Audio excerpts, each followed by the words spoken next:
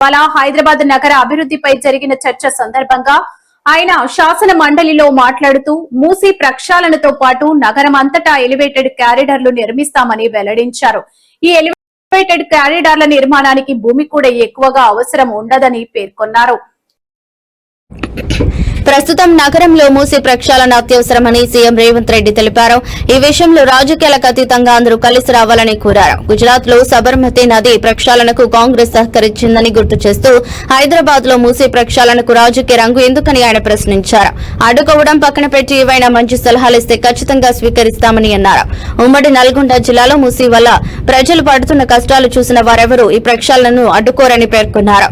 ఒకవేళ నేరుగా చెప్పడానికి ఇబ్బందిగా ఉంటే మంత్రులతో ఒక కమిటీ వేస్తానని, వారికైనా తమ సూచనలు తెలియజేయాలని కోరారు. మూసీ ప్రక్షాళనలో భాగంగా ఇల్లు కోల్పోయి నిరాశ్రయులవుతున్న ప్రతి ఒక్కరిని తెలంగాణ ప్రభుత్వం ఆదుకుంటోందని సీఎం రేవంత్ రెడ్డి స్పష్టం చేశారు. అందరికీ మెరుగైన వస్తువులు కల్పిస్తాం, ప్రతిపక్షాల ట్రాప్ లో పడి ఆందోళన చెందవద్దని సీఎం రేవంత్ రెడ్డి శాసన మండలి వేదికగా ప్రకటించారు.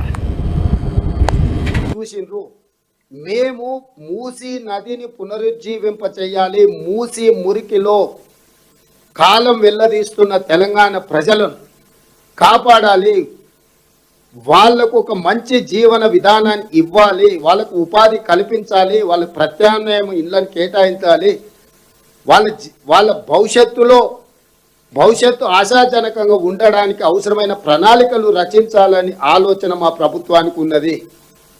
ఉన్న పలంగా అర్ధరాత్రి పూట ఉప్పెనలాక కమ్మేసి వాళ్ళను పోలీసులతో గుర్రాలతో తొక్కిచ్చి కొట్టించి మల్లన్న సాగర్ వేముల ఘాటు ప్రాంతానికి చాలాసార్లు నువ్వు ఈడికొస్తావా, నువ్వు ఆడికొస్తావా అని అడుగుతున్నారు. ఈడికొస్తావా ఆడికొస్తావా కాదు, ఏటిగడ్డ కిష్టాపూర్కైనా, వేముల ఘాట్కైనా, మల్లన్న సాగర్కైనా, రంగనాయక సాగర్కైనా, కొండ పోచమ్మకైనా నేను వస్తా, సెక్యూరిటీ లేకుండా వస్తా. సిద్దిపేటలో